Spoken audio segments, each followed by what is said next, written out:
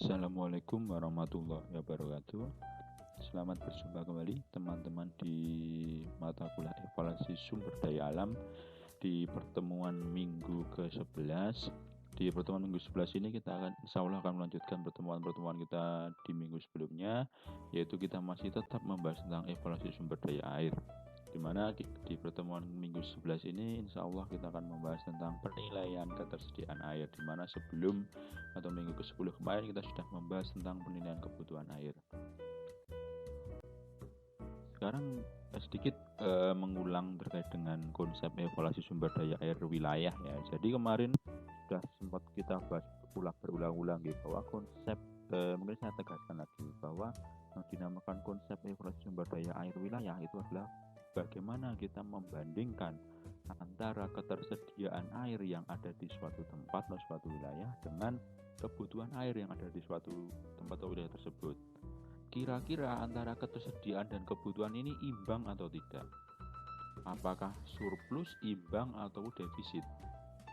Nah, ketika dikatakan dia surplus atau imbang, berarti dia dikatakan dikatakan hasilnya atau sumber daya air di wilayah tersebut dikatakan baik. Kenapa ya? Karena sumber daya air yang ada di wilayah tersebut itu dapat memenuhi semua kebutuhan manusia yang ada di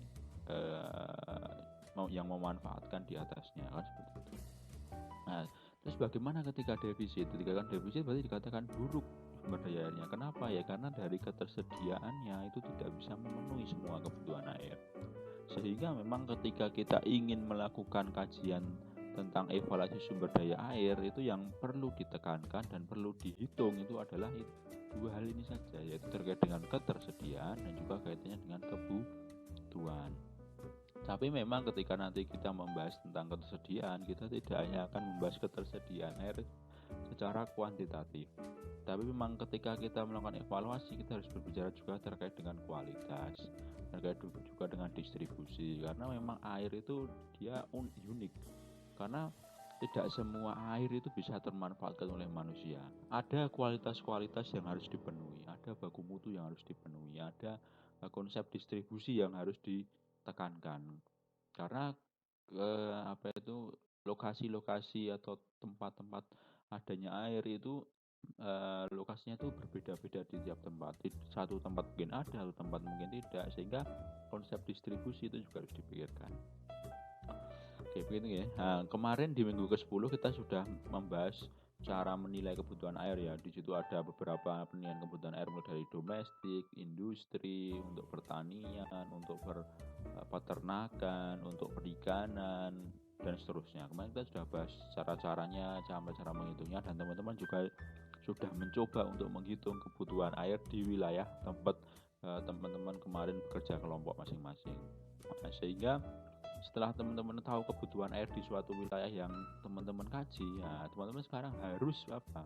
Harus mencari yang namanya ketersediaan air. Kira-kira di tempat teman-teman itu air apa saja yang bisa dimanfaatkan? Air apa saja yang bisa digunakan oleh masyarakat yang tinggal di tempat teman-teman untuk dimanfaatkan berbagai kebutuhan yang sudah kemarin teman-teman hitung. Nah, itu yang akan dilakukan teman-teman di minggu ke-11 ini. Nah, ketika kita berbicara tentang ketersediaan air, apa saja air yang bisa dimanfaatkan? Kemarin kita di pertemuan ke-9 sudah banyak membahas tentang apa saja ketersediaan air yang bisa air-air apa saja yang bisa dimanfaatkan. Nah, secara umum kalau di Indonesia, konsepnya di Indonesia itu air yang bisa dimanfaatkan itu hanya ada 3. Yaitu apa? Pertama adalah air tanah, kemudian air permukaan, dan juga yang ketiga yaitu air hujan. Itu yang sering dimanfaatkan di Indonesia. Dan hampir sebagian besar di Indonesia itu memanfaatkan yang namanya air tanah. Rata-rata penduduk di Indonesia ketika ada bisa dibuat sumur, bisa memanfaatkan sumur, mesti akan sumber air utamanya adalah dari sumur. Berarti dia dari air tanah. Baru kalau yang lain misalkan dari sumurnya itu tidak bisa termanfaatkan, biasanya dia menggunakan air permukaan dari sungai atau dari waduk atau dari danau atau dari embung. Dan yang terakhir yaitu biasanya ini digunakan pada daerah-daerah yang memang kering secara hidrologis, yaitu dengan memanfaatkan air hujan. Makanya kalau teman-teman nanti membaca ada konsep pemanenan air hujan, ini adalah merupakan salah satu contoh bentuk pemanfaatan air hujan yang digunakan untuk memenuhi kebutuhan air masyarakat seperti itu. Nah, dari tiga kebutuhan air ini, air tanah itu ditaruh paling awal. Kenapa? Karena memang dari secara kualitas, air tanah ini yang memiliki kualitas air yang paling baik, atau terbaik dibandingkan dua kualitas yang lain. Kalau teman-teman bandingkan coba, hampir rata-rata air tanah itu dia secara kualitas itu masuk baku mutu kelas 1 atau 2. Yang masuk dia termasuk sumber air minum atau bahan baku air minum. Kalau air permukaan di satu tempat ada memang yang sungai atau danau atau waduknya itu dia langsung bisa memenuhi untuk baku 2 atau 1. Tapi ada juga wilayah yang sungai-sungainya itu justru dia itu tercemar, tidak bisa dimanfaatkan. Banyak kasusnya kalau sungai-sungai tercemar. Seperti kalau di Jakarta itu ada sungai Ciliwung, ada sungai, ya banyak sekali yang dia itu justru banyak sampahnya dan tidak mungkin itu untuk dimanfaatkan untuk pemenuhan kebutuhan sumber air masyarakat dan seperti itu. Baru nanti biasanya yang terakhir adalah air hujan. Memang secara kualitas air hujan ini biasanya itu lebih baik daripada air permukaan. Tetapi dia tidak lebih baik dari air tanah. Jadi masih di bawah kelasnya air tanah. Dan air hujan ini merupakan salah satu air murni ya. Kenapa air tanah itu tetap yang paling baik walaupun air hujan itu dikatakan air murni? Karena memang kalau kita berbicara tentang kebutuhan air yang diperlukan oleh tubuh kita tuh tidak hanya membutuhkan air yang murni, yang kandungannya itu hanya H2O saja, tapi kan kita juga butuh kandungan yang lain di dalamnya. Makanya kalau teman-teman meminum air mineral itu, kalau teman-teman baca apa itu komposisinya, di situ ada berbagai macam mineral ya, ada zat besi, ada kemudian mangan, ada kemudian kandungan oksigen dan seterusnya, itu kan ada itu listnya di situ. Dan ya oleh karena itu maka memang ketika kita minum itu kita tidak hanya butuh H2O murni, tapi kita butuh unsur-unsur lain yang menunjang. Nah itu biasanya terdapat di dalam air tanah, karena air tanah itu kontak dengan batuan. Batuan itu banyak sekali menyimpan mineral-mineral yang dibutuhkan oleh tubuh, asalkan mineral itu tidak melebihi batas baku mutunya. Karena ada batas baku mutunya. Seperti zat besi ya jangan sampai melebihi baku mutu. Kalau sudah melebihi ya dikatakan tercemar. Tadi kandungan mangan jangan melebihi, kalau melebihi dikatakan tercemar. Kandungan klorin jangan sampai melebihi, karena melebihi tercemar seperti itu. Tetapi air hujan itu cenderung sifatnya itu dekat sekali dengan air murni, sehingga dikatakan secara kandungan mineral memang air hujan ini tidak sebagus dari air tanah, sehingga memang yang paling baik, yang paling bagus itu air tanah sendiri ya. Nah, terus kemudian sehingga karena ada 3 sumber ini, air tanah, air permukaan, dan air hujan, berarti teman-teman nanti insya Allah akan menghitung dari ketiga-tiganya. Jadi di tempat atau wilayah yang masing-masing ini akan dihitung teman-teman, dari air tanahnya, dari air permukaannya, dan juga air hujannya, ketersediaannya. Nah, kita mulai dulu dari perhitungan ketersediaan air tanah ya. Sebenarnya perhitungan ketersediaan air tanah ini mungkin sudah dibahas di mata kuliah sebelumnya, yaitu di mata kuliah geohidrologi. Geohidrologi sudah membahas tentang penilaian ketersediaan air tanah. Penilaian ketersediaan air tanah itu ada 2 konsep. Ada pendekatan ketersediaan air tanah statis dan juga pendekatan ketersediaan air tanah dinamis. Mungkin teman-teman sudah hafal ini, sudah ngelotok gitu, karena sudah dibahas di mata kuliah geohidrologi. Nah, kita untuk sedikit mengulang ya, untuk mungkin merefresh kembali teman-teman ya. Jadi yang pertama, ketersediaan air tanah statis itu bagaimana sih? Nah, aja statis, berarti apa? Kaitannya dengan yang ketersediaan air tanah yang tetap. Berarti ketika kita memandang air tanah itu sebagai suatu bentuk yang tetap, berarti yang akan kita hitung itu apa? Yang akan kita hitung itu adalah volume tampungannya. Kenapa kok yang dihitung volume tampungan? Nah, kita runut lagi ke belakang. Air tanah itu tersimpan di mana? Air tanah itu kan tersimpan di dalam akuifer. Akuifer itu apa? Akuifer merupakan formasi batuan yang dia memiliki kemampuan untuk bisa menyerap air dan juga meloloskan air dalam jumlah yang baik. Seperti itu. Akuifer adalah formasi batuan yang dapat menyerap air dan meloloskan air dalam jumlah yang baik. Sehingga yang namanya aquifer ini mesti punya yang namanya mempunyai yang namanya volume, yaitu volume dalam hal ini dia mempunyai luas, dia mempunyai tinggi atau mempunyai kedalaman dan seterusnya, seperti itu aquifer. Sehingga yang kita hitung ketika kita ingin mengetahui potensi ketersediaan air tanah secara statis, berarti yang kita hitung adalah volume dari aquifernya. Volume dari tiap-tiap aquifer yang ada di wilayah yang kita akan kaji. Misalkan di wilayah kita yang akan kaji, kita ada 3 aquifer di situ yang menyusun wilayah tersebut. Berarti 3-tiganya harus kita hitung volume tampungannya. Aquifer A volume tampungannya berapa, B berapa, C berapa. Nah, biasanya ini bisa nyatakan dalam satuan liter atau meter kubik dan seterusnya. Gitu nggih. Itu yang untuk statis. Nah, dan setiap beda aquifer mesti akan memiliki kapasitas tampungan yang berbeda-beda. Jelas itu. Jadi antara aquifer A, aquifer B, aquifer C walaupun letaknya berdekatan, mesti kapasitas tampungnya itu berbeda-beda, tidak akan sama satu sama lain.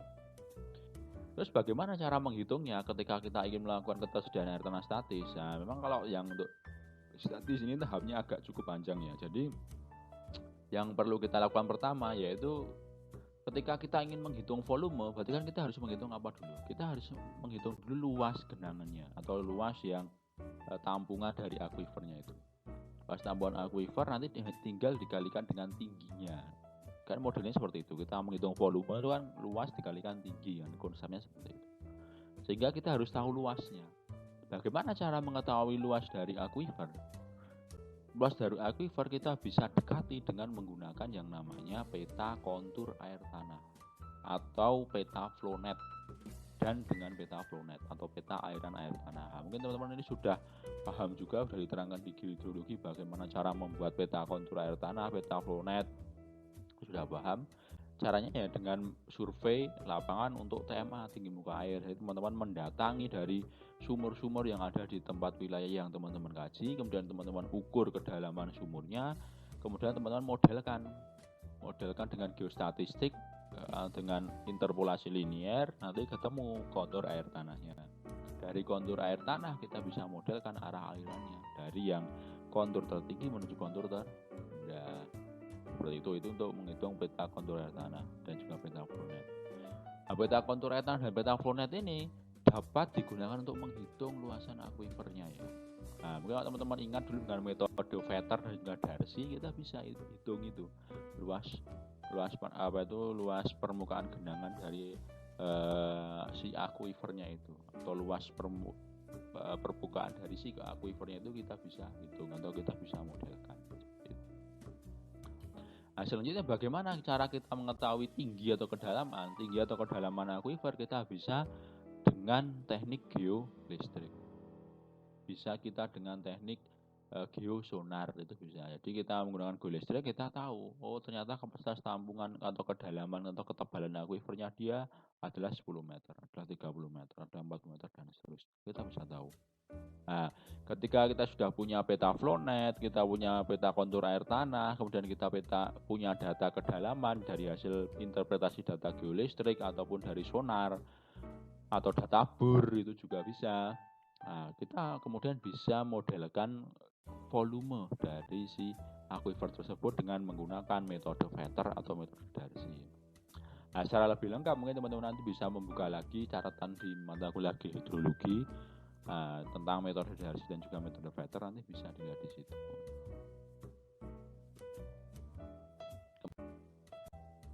Itu untuk statis. Kemudian yang kedua dinamis berarti apa? Dia berubah. Berarti ketika kita ingin mengetahui ketersediaan air tanah yang berubah, itu berarti kita harus cari konsepnya, yaitu dihitung dari potensi besaran debitnya, karena kan mengalir.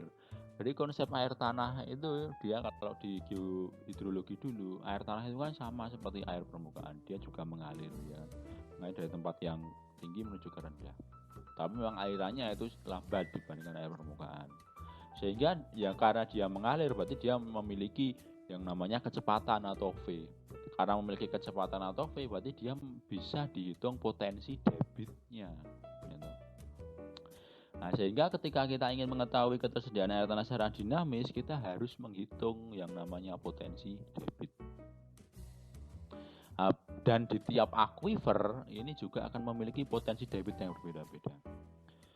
Misalkan tadi kita punya 3 aquifer di tempat yang kita kaji, berarti 3-tiganya ini mesti akan memiliki potensi debit yang berbeda-beda. Sehingga tiap aquifer itu harus dihitung juga nilai debitnya atau ketersediaan air tanah dinamisnya.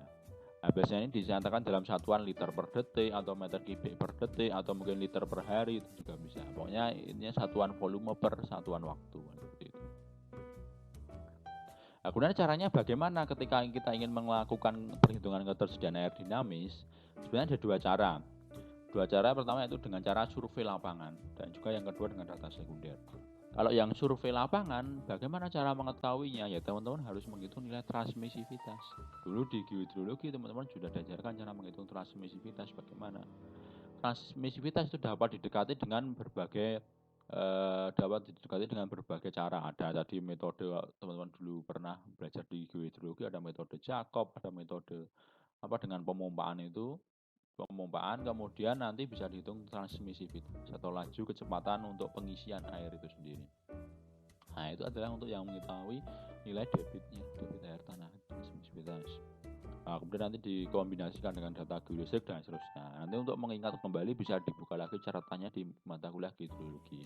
Karena kalau saya jelaskan di sini ya akan panjang bahasanya, tidak akan selesai untuk membahas tentang ini. Gitu survei lapangan. Dan yang kedua bisa menggunakan data sekunder. Data sekunder dengan menggunakan apa? Data peta geohidrologi atau peta cekungan air tanah. Seperti yang teman-teman sudah kumpulkan dulu ketika membuat peta IPL, indeks potensi lahan. Nah, indeks potensi lahan kan butuh kemarin produktivitas aquifer. Nah, kan produktivitas aquifer bisa dilihat dari di legendanya dari si peta hidrogeologi atau peta cekungan air tanah yang kemarin. Nah, sekarang peta cekungan atau peta hidrogeologi juga termanfaatkan lagi, yaitu apa? Untuk mengetahui perhitungan ketersediaan air tanahnya seperti itu. Teman-teman, tampilan dari peta hidrogeologi di Indonesia, jadi di situ sudah ada CAT dan di situ CAT-nya sudah diketahui nilai debitnya. Contohnya ini ya, di situ misalkan yang berwarna agak kebiruan ini dinamakan aquifer produktif dan luas sebarannya. Di situ ada debitnya. Kadang-kadang lebih dari 5 liter per detik, tapi umumnya kurang dari 5 liter per detik. Di sini ada yang debitnya 5 liter, ada 5 liter, dan seterusnya. Dari sini kita bisa tahu langsung jadi berapa debit airnya atau potensi air yang bisa termanfaatkan dari aquifer tersebut. Itu bisa juga digunakan. Nah, dan nanti insya Allah teman-teman untuk yang tugas di minggu ini nanti juga menghitung ketersediaan air tanah, tapi cukup karena memang kondisinya tidak memungkinkan untuk teman-teman melakukan kegiatan lapangan, jadi karena masih pandemi ya, tapi kalau tidak pandemi mungkin akan saya suruh untuk lapangan, tapi ternyata karena ada pandemi ya mau tidak mau ya yang harus teman-teman hitung adalah yang menggunakan data sekunder saja dengan peta hidrogeologi atau peta cekungan air tanah. Jadi teman-teman tinggal mencari saja peta hidrogeologi. Sebenarnya kemarin sudah saya suruh mencari ketika membuat IPL. Nah, dicari, kemudian nanti di situ ada informasi itu berapa debitnya, itu bisa digunakan untuk sebagai pengganti dari ketersediaan air dinamis. Walaupun mungkin hasilnya itu tidak terlalu akurat, ya tidak apa-apa karena kita tidak memungkinkan untuk kegiatan lapangan gitu ya. Jadi teman-teman tinggal mencari peta ini saja, peta hidrogeologi atau peta cekungan air tanah. Itu untuk ketersediaan air tanah. Kemudian kita lanjutkan yang kedua, yaitu ketersediaan air permukaan. Nah, ketersediaan air permukaan tadi ada 2 ya yang bisa dimanfaatkan, yaitu dari danau atau waduk dan juga dari sungai atau limpasan permukaan nanti. Nah, kita mulai dulu dari yang perhitungan ketersediaan air permukaan waduk atau danau. Waduk atau danau memang ini tidak di semua wilayah atau tempat tuh dia memiliki waduk atau danau. Nah, ini biasanya dihitung pada wilayah-wilayah yang memiliki waduk atau danau saja. Caranya bagaimana menghitung ketersediaan air di danau atau waduk? Ada 2 cara sebagai pemahaman teman-teman. Ada menggunakan data primer dan menggunakan data sekunder seperti itu ya. Kita mulai dulu dari data primer. Bagaimana kalau data primer? Nah, Kalau data primer, konsepnya dari kita menghitung ketersediaan air di danau atau waduk, berarti yang kita hitung itu adalah kapasitas volume tampungan dari danau atau waduk tersebut. Kapasitas atau volume tampungan, karena kan yang namanya danau itu pasti punya volume tampungan ya, dia punya luasan, dia punya kedalaman, sehingga bisa kita hitung volume tampungannya. Dinyatakan dalam satuan liter atau meter kubik. Nah, kemudian bagaimana cara kita menghitung volume danau? Nah, cara kita menghitung volume danau kita harus tahu ada dua, yaitu pertama seperti tadi kita menghitung volume akuifer ya, kita harus tahu luas genangan dari danaunya. Luas genangan dari danau, dan yang kedua yaitu data kedalaman danaunya. Dua data itu saja kita bisa modelkan untuk menghitung volume. Nah, luas genangan didapatkan dari mana? Luas genangan bisa didapatkan dari interpretasi citra resolusi tinggi. Jadi kalau teman-teman pakai citra resolusi tinggi atau pakai Google Earth yang terbaru, kemudian teman-teman delineasi genangan dari danaunya. Setelah danau atau genangan danau itu delineasi, nah itu nanti kan bisa dihitung dengan menggunakan batuan dari ArcGIS, langsung ketemu nilai luasannya, itu kan bisa ketemu langsung. Seperti itu. Nah, itu adalah hal yang sangat mudah untuk ingin mengetahui luas dari genangan. Kemudian yang kedua, genangan sudah tahu dari delineasi, dari citra resolusi tinggi dari Google Earth, delineasi dari luas genangannya. Kemudian dari kedalamannya, bagaimana cara menghitungnya? Data kedalaman itu kita butuh yang namanya peta batimetri danau atau waduk. Nah, peta batimetri danau atau waduk ini didapatkan dari mana? Ya dengan survei lapangan. Dengan survei lapangan langsung di danaunya kita ukur kedalaman danaunya. Dengan apa? Dengan ecosonder, dan tidak hanya di satu titik tapi di berbagai titik, sehingga mewakili semua luas genangan danau. Ya, nanti bisa dibuat peta batimetri atau peta kedalaman danau. Contohnya seperti ini. Ini adalah peta batimetri Maninjau. Dari sini ini bisa dibuat seperti kontur ini. Nah, sehingga seperti kalau peta kontur itu kita punya data berbagai macam kedalaman dari danau ini, sehingga kita bisa modelkan batimetrinya. Oh, ternyata dari sini bisa kita tahu. Dan pinggir ini dia tidak terlalu dalam, semakin ke tengah dia semakin dalam. Dan di sini ada cekupan-cekupan yang dalam di berbagai tempat. Ini Danau Maninjau. Dan tebing atau bibir di sepanjang pinggiran ini dia memiliki tebing yang cukup terjal. Dari situ, dari konturnya yang rapat-rapat ini kan menunjukkan dia sangat terjal. Nah, dari situ kita bisa modelkan kedalamannya. Nah, kita punya data kedalaman dalam bentuk batimetri, kita punya luasan, kita bisa hitung dengan bantuan Surveysic volumenya. Bisa menggunakan ArcGIS, bisa menggunakan Global Mapper, bisa menggunakan QGIS atau software GIS yang lain. Nah, sehingga memang kalau kita punya data batimetri, kalau kita sudah punya peta batimetri, kita bisa menghitung volume tampungan danaunya dengan sangat mudah. Paling yang cukup membuat harus survei lapangan kan peta batimetrinya ini. Dengan ecosonder kita harus mengelilingi danaunya, kemudian kita plotting kedalaman di tiap tempat, tiap titiknya bagaimana. Nah, itu hal yang perlu dilakukan kalau kita ingin mengetahui volume tampungan danau secara primer atau menggunakan survei lapangan seperti itu. Ada cara lain yang memang cukup simpel ya, walaupun hasilnya tidak terlalu akurat, yaitu dengan menggunakan data sekunder. Data sekunder itu dengan cara apa? Dengan menghitung besarnya, sama-sama menghitung besarnya volume tampungan, tapi dengan menggunakan data dari instansi atau penelitian sebelumnya. Instansi apa yang bisa mengeluarkan data volume tampungan danau atau waduk? Biasanya itu dari pusat sumber daya air atau dari Balai Besar Wilayah Sungai, yang dia memang khusus menangani waduk atau danau di tempat wilayah teman-teman masing-masing.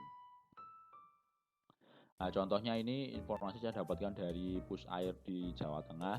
Ini informasi waduk Cengklik itu di Boyolali ya. Nah, ini pokoknya di Boyolali, di situ sudah ada. Kalau di Pusair atau BBWS itu datanya lengkap, karena dia memang menangani waduk atau danau atau embung. Karena kan memang tiap tahun atau bahkan berapa tahunan gitu ya, memang dihitung volumenya.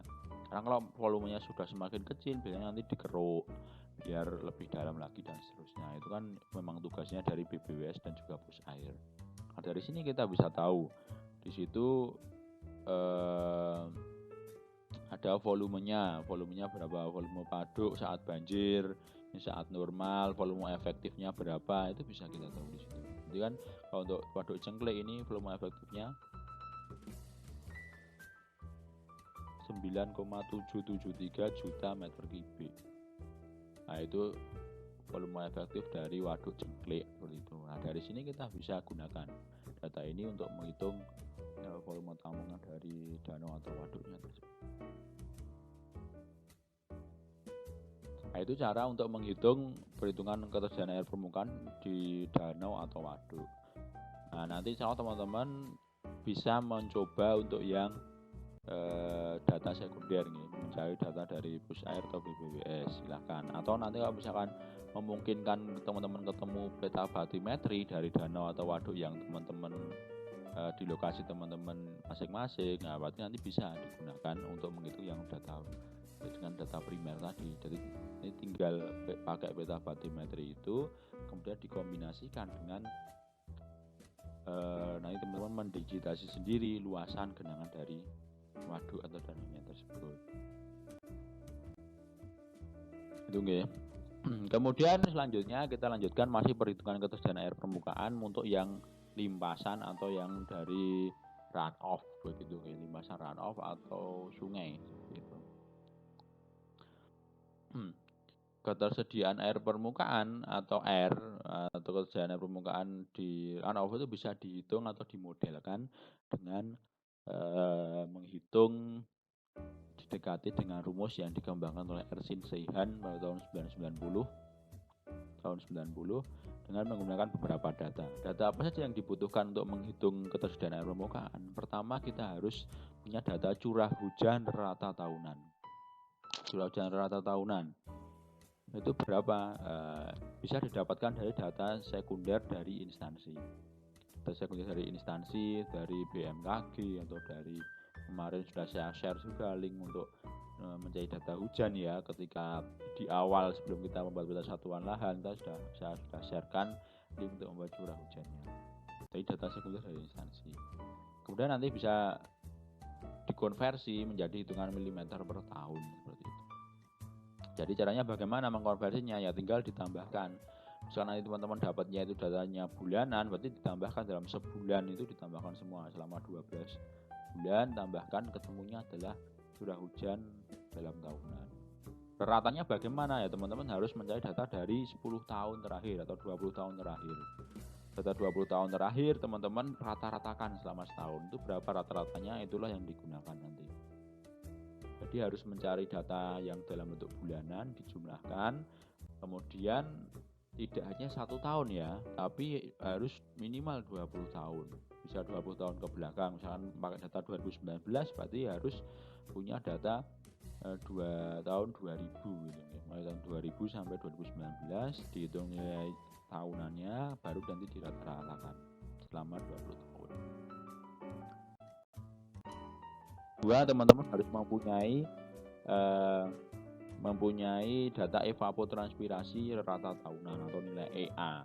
Caranya bagaimana evapotranspirasi rata tahunan? Bisa langsung survei lapangan atau bisa didekati dengan menggunakan metode Thornweth Meter. Nah, tetapi saya sarankan memang untuk teman-teman mendekati saja dengan metode Thornweth Meter. Nah, perhitungan evapotranspirasi rata tahunan dengan metode Thornweth Meter itu bisa dihitung dengan menggunakan data suhu rata bulanan. Jadi teman-teman tinggal mencari saja nilai suhu rata bulanan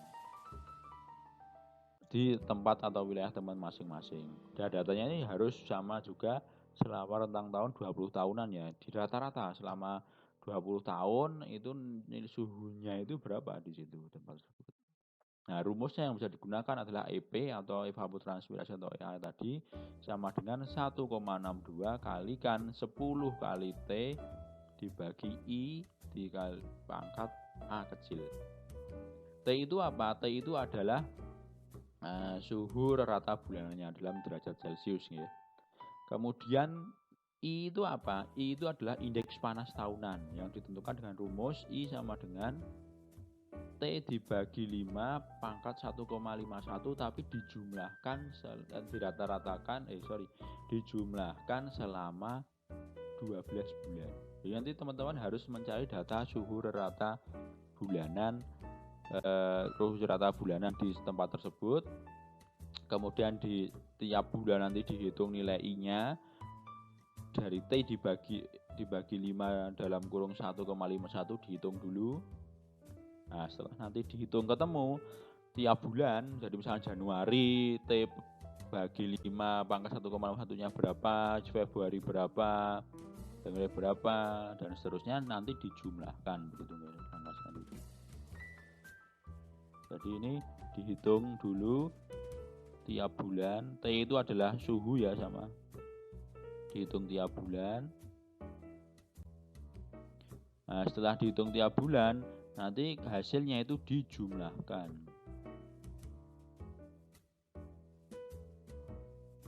Hasilnya dijumlahkan dan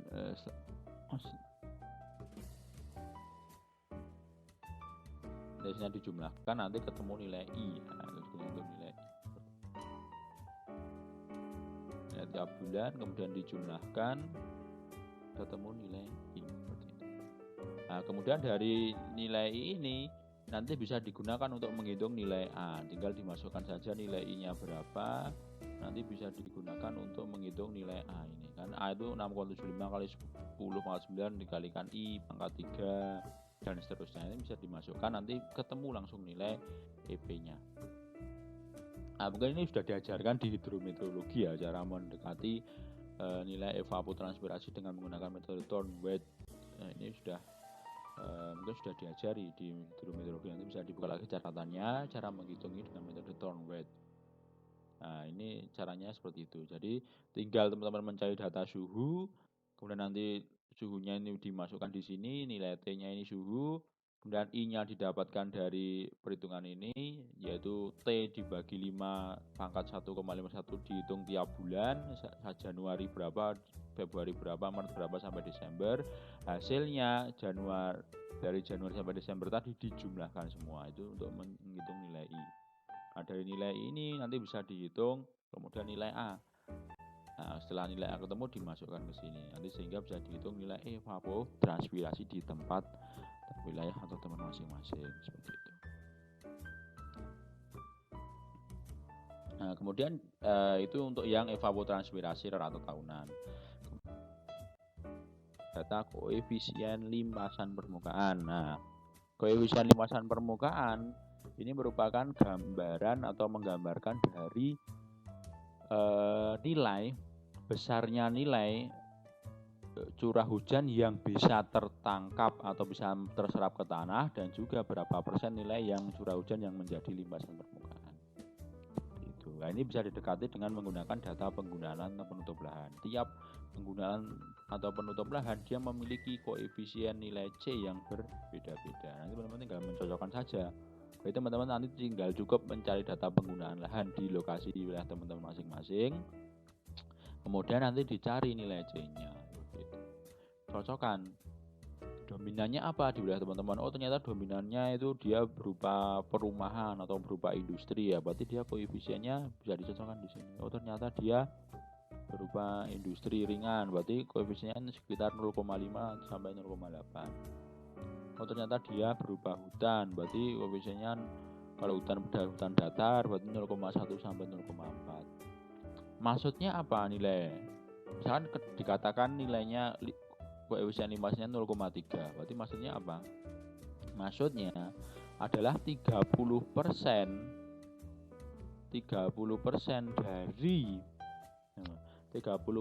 dari hujan yang jatuh di permukaan tanah tersebut dia akan menjadi limpasan permukaan, dan 70%-nya akan terserap ke dalam tanah. Gitu. Kalau nilainya 0,7 berapa? 0,7 berarti 70% dari curah hujan atau dari hujan yang jatuh di wilayah tersebut dia akan menjadi limpasan permukaan, dan 30%-nya akan terserap ke tanah. Maksudnya nilai 0,3 itu seperti itu. Kalau 0,5 bagaimana? Berarti 50-50. sehingga yang masuk itu 50%, yang menjadi limpasan atau genangan di atas permukaan itu ada 50%. Seperti itu. Makanya nanti kalau lahannya itu dia tertutup vegetasi, nilainya itu mesti akan semakin kecil. Tapi kalau lahannya dia itu tertutup perkerasan jalan atau aspal, nilainya mesti akan meningkat. Banyak aspal-aspalnya semua sudah tertutup ubin atau tertutup oleh paving blok dan seterusnya, itu mesti ini akan nilai limpasnya itu akan tinggi, koefisien limpasnya akan tinggi, mendekati nilai 0,1. Yang tertinggi 0,1. Kalau 0,1 kalau 1 berarti dia dikatakan semua itu menjadi limpasan. Ketika hujan turun semua menjadi limpasan, tidak ada yang terserap dalam seperti itu.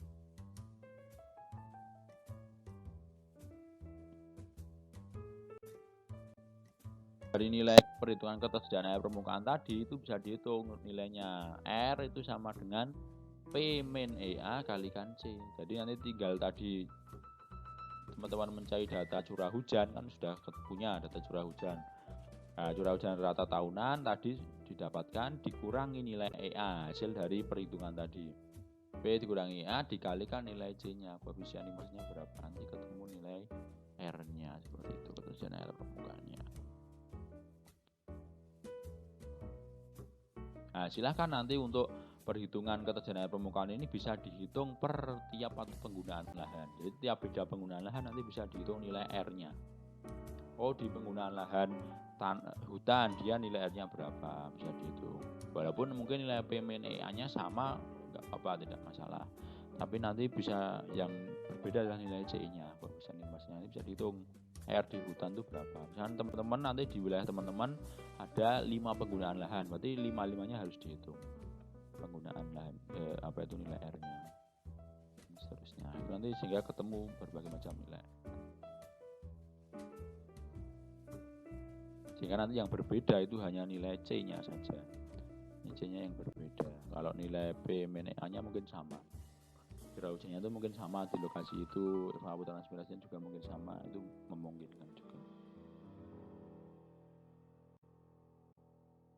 Kemudian yang terakhir yaitu perhitungan ketersediaan air hujan. Nah, ini perhitungan ketersediaan air hujan ini bisa didekati dengan neraca air meteorologis. Dari neraca air meteorologis kita bisa hitung nilai kekeringannya atau indeks kekeringannya. Bagaimana cara menghitungnya? Insya Allah kita akan bahas di pertemuan minggu selanjutnya. Jadi ini akan menjadi bahasan sendiri karena memang akan sampai ke indeks kekeringan meteorologis perhitungan. Nah, bahasan kita tentang perhitungan ketersediaan air, nah, di mana tadi sudah saya jelaskan tentang perhitungan ketersediaan air tanah, perhitungan ketersediaan air permukaan khususnya untuk waduk atau danau, dan juga untuk limpasan ya, sedangkan limpasan. Nah, sehingga nanti ada tugas kelompok lagi, yaitu hitunglah ketersediaan air yang ada di wilayah kabupaten sesuai pembagian kelompok di awal perkuliahan dengan ketentuan, yaitu pertama, tugas dikerjakan secara berkelompok sesuai pembagian dan lokasi sebelum UTS ya. Kemudian nanti yang dihitung itu ada 3 hitungan, yaitu pertama ketersediaan air tanah dicari dengan data sekunder tadi dengan mencari peta hidrogeologi atau peta cekupan air tanah, nanti bisa diketahui ketersediaan air tanahnya. Kemudian yang kedua ketersediaan air permukaan dengan cara menghitung rumus tadi, R sama dengan P min EA kali C, ini di tiap penggunaan lahan ya, ketersediaan air tiap penggunaan lahan. Dan yang ketiga yaitu ketersediaan air waduk atau danau, jika ada di tempatnya itu, jika ada waduk atau danau silahkan nanti dicari nilai volumenya. Nah, kemudian perhitungan yang dikumpulkan harus disertai dengan langkah pengerjaannya dan dilampirkan data sekundernya. Kemudian nanti yang mengupload cukup diupload di psikologi dan perwakilan saja boleh. Nah, deadline-nya dikerjakan selama 8 hari atau pada hari Kamis tanggal 17 Desember pukul 12 malam deadline-nya. Nanti ini insya Allah akan petunjuknya akan saya upload juga di psikologi untuk penugasan. Itu yang bisa saya sampaikan untuk materi tentang penilaian ketersediaan air, khususnya untuk yang air tanah dan juga air permukaan. Semoga bisa diambil manfaatnya. Nah, nanti kalau teman-teman masih ada yang kebingungan, masih ada yang ingin bertanya, ingin ada mengklarifikasi dan seterusnya, silahkan nanti bisa bertanya langsung melalui forum diskusi psikologi atau langsung WA dengan saya. Kira-kira itu saja yang bisa saya sampaikan, semoga bisa, menambah khasanah keilmuan teman-teman terkait dengan penilaian ketersediaan air atau misalkan sudah pernah mendapat ya bisa untuk kembali dan mencoba untuk menghitung ketersediaan air di wilayah yang teman-teman sudah kaji masing-masing. Oke, kira-kira itu saja yang bisa saya sampaikan. Terima kasih. Wabillahi taufiq wal hidayah. Wassalamualaikum warahmatullahi